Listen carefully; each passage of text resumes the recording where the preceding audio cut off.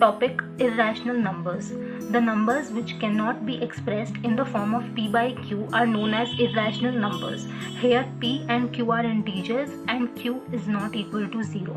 Some of the example of irrational numbers are √2, √3, √5, pi, etc. Let us take the first example, √2.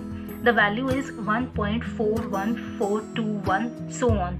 Here we can see that remainder will never become 0 and also यहाँ पे कोई भी set of numbers या कोई भी group of digits repeat नहीं हो रही है again and again. तो इसीलिए इस type के expansion को बोलते हैं non-terminating, non-repeating decimal expansion. Similarly for pi, the value is 3.14159 and so on. ये भी एक non-terminating and non-repeating expansion का example है. Also for the calculation purpose हम इन irrational numbers की value approximately up to 2 decimal places ले लेते हैं. जैसे कि √2 की value हम 1.41 पुट करते हैं, √3 की 1.73 एंड पाई की हमने देखा होगा हम कभी कभी वैल्यू 3.14 और कभी कभी 22/7 पुट करते हैं.